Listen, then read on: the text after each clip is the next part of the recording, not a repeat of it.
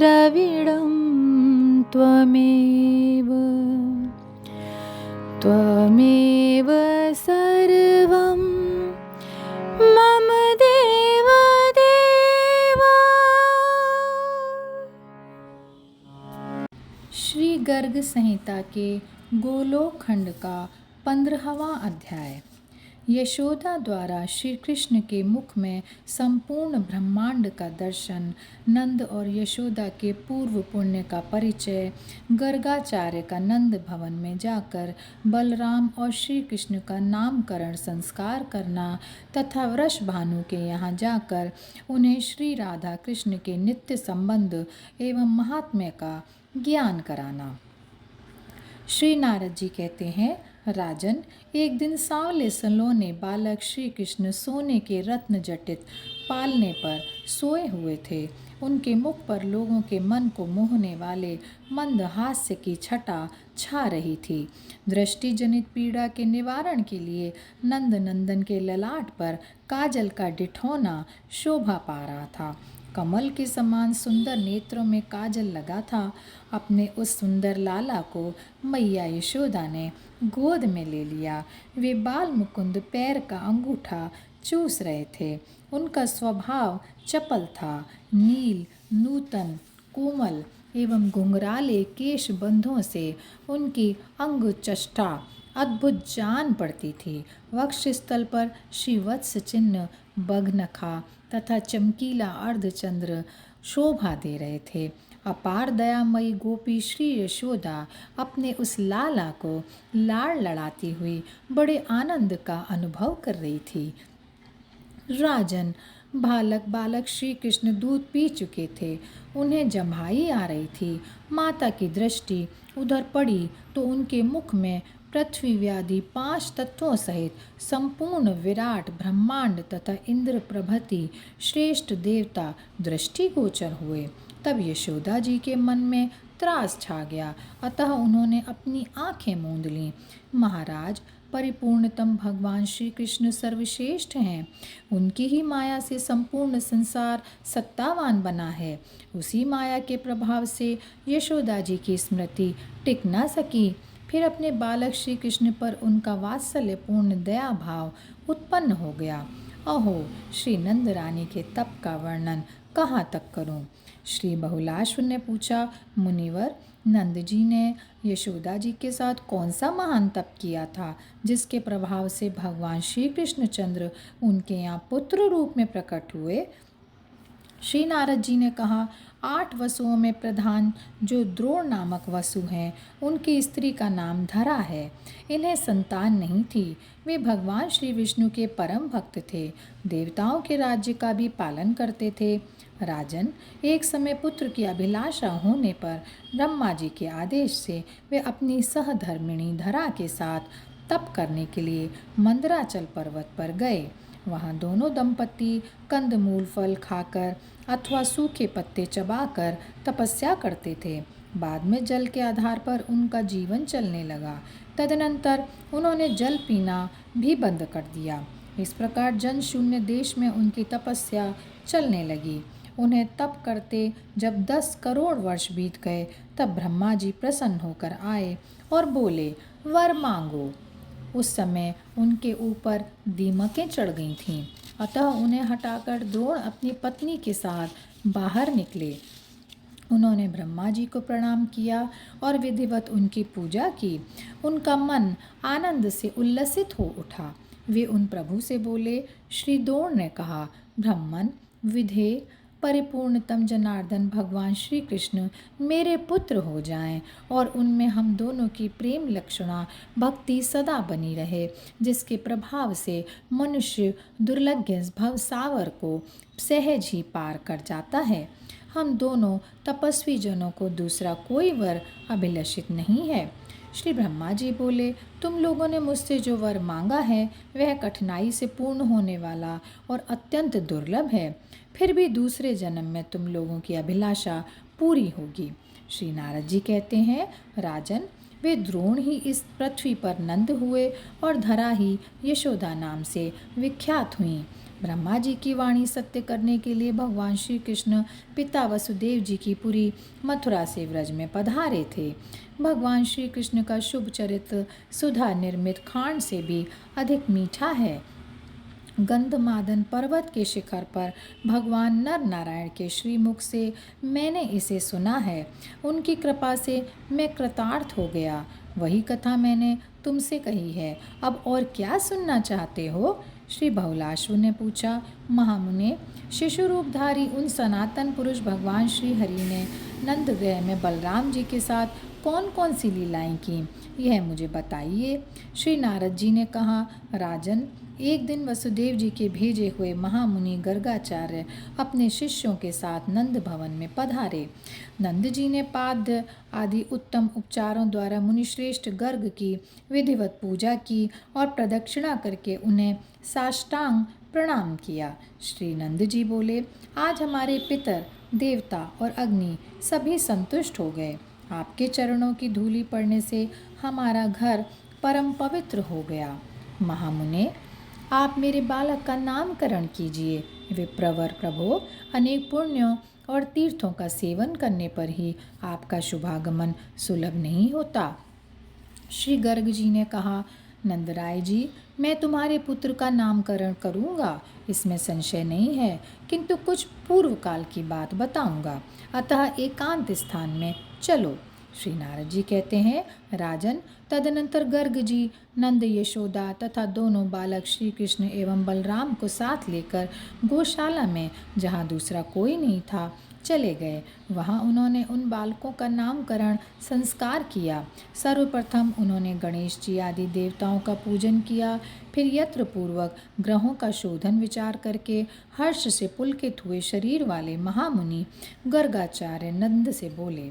श्री गर्ग जी ने कहा, ये जो रोहिणी के पुत्र हैं, इनका नाम बताता हूँ, सुनो।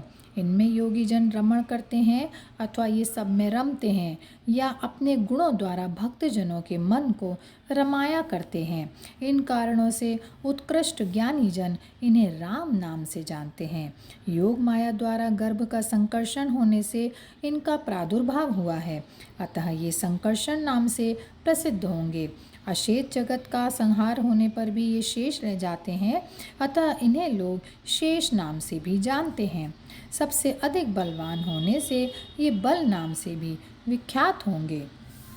नंद, अब अपने पुत्र के नाम भी सावधानी से सुनो। ये सभी नाम तत्काल प्राणी मात्र को पावन करने वाले तथा चराचर समस्त जगत के लिए परम कल्याणकारी हैं। क का अर्थ है कमलाकांत, री का अर्थ है राम, श अक्षर षड विश्व ऐश्वर्य के स्वामी श्वेत दीप निवासी भगवान विष्णु का वाचक है।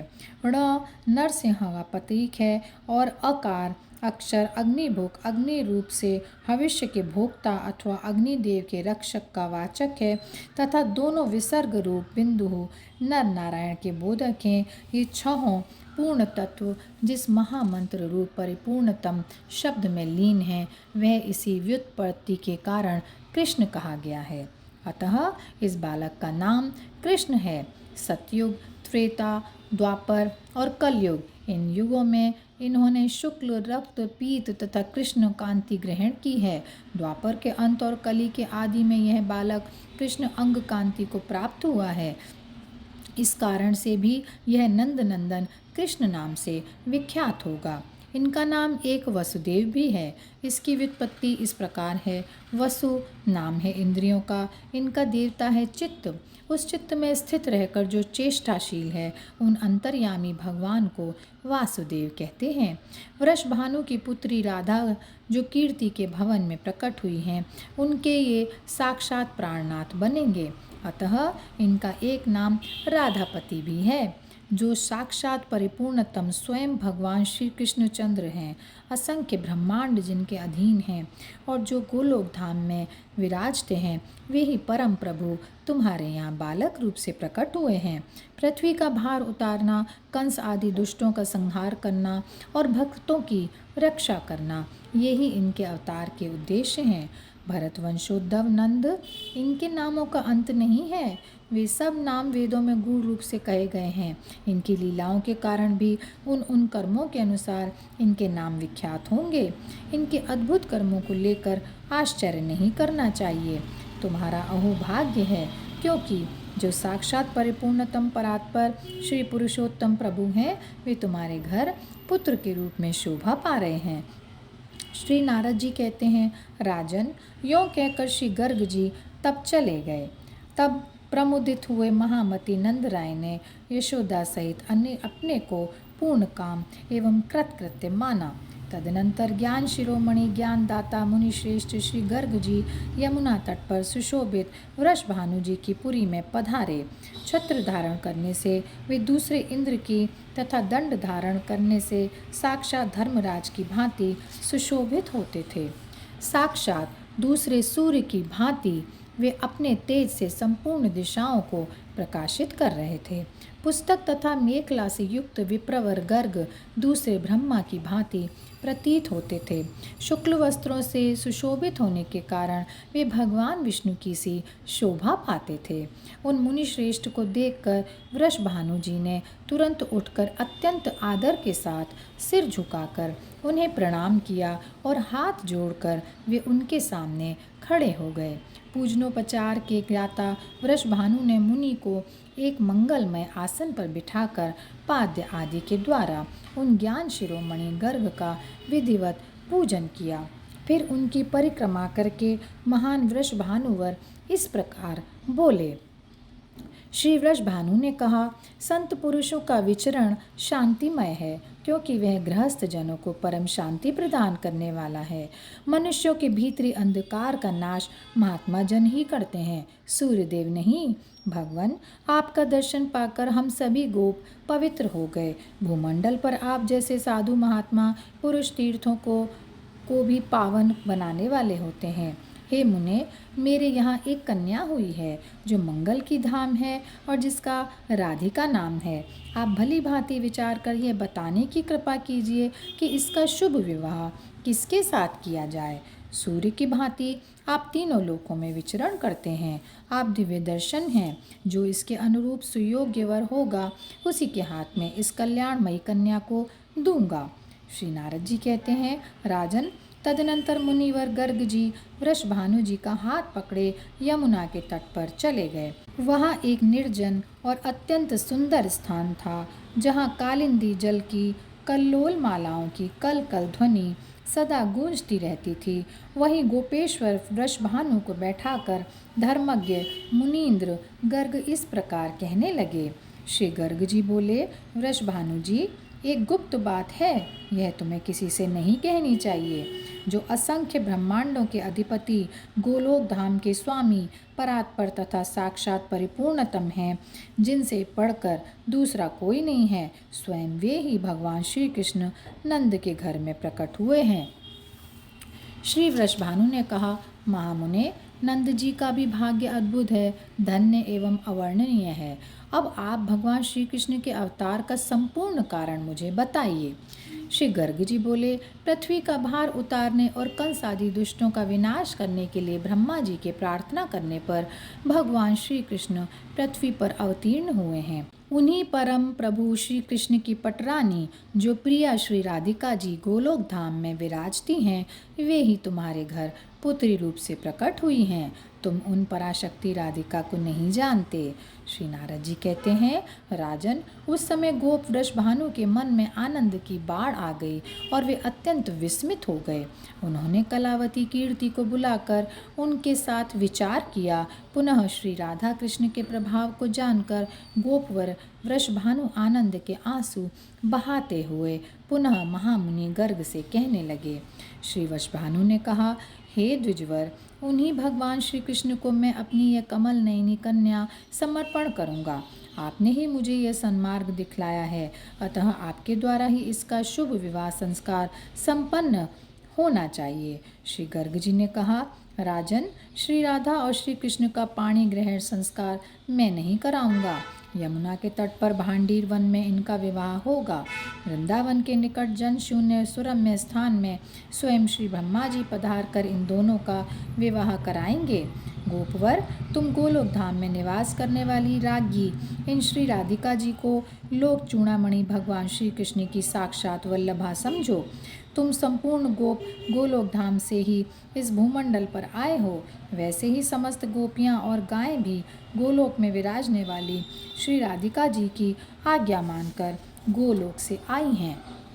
बड़े बड़े यज्ञ करने पर देवताओं को भी अनेक जन्मों तक जिनकी झांकी तो सुलभ नहीं होती, उनके लिए भी जिनका दर्शन दुर्घट है, वे साक्षात श्री राधिका जी तुम्हारे मंदिर के आंगन में गुप्त रूप से विराज रही हैं और बहुसंख्यक गोप और गोपियाँ उनका साक्षात दर्शन करते हैं।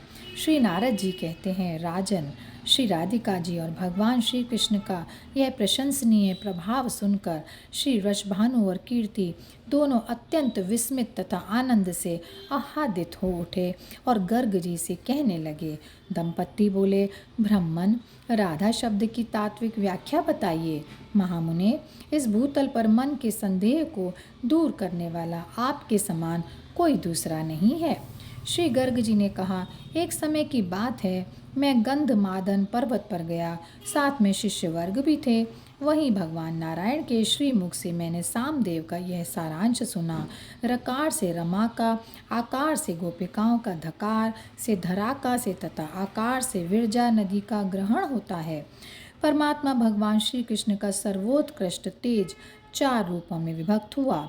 लीला, भू, श्री और विरजा, ये 4 पत्नियां ही उनका चतुर्विध तेज हैं। ये सब की सब कुंज भवन में जाकर श्री राधिका जी के श्री विग्रह में लीन हो गईं। इसलिए विज्ञजन श्री राधा को परिपूर्णतमा कहते हैं। गोप, जो मनुष्य बारंबार राधा कृष्ण के इस नाम का उच्चारण करते हैं, उन्हें चारों पदार्थ तो क्या, साक्षात भगवान श्री कृष्ण भी सुलभ हो जाते हैं। श्री नारद जी कहते हैं, राजन, उस समय भार्या सहित श्री वृषभानु के आश्चर्य की सीमा न रही। श्री राधा कृष्ण के दिव्य प्रभाव को जानकर वे आनंद के मूर्तिमान विग्रह बन गए। जिस प्रकार श्री वृषभानु ने ज्ञान शिरोमणि श्री गर्ग जी की पूजा की, तब वे सर्वज्ञ एवं त्रिकालदर्शी मुनीन्द्र गर्ग स्वयं अपने स्थान को पधारे। और यहीं पर यह अध्याय समाप्त होता है। जय श्री कृष्णा, जय श्री कृष्णा, जय श्री कृष्णा।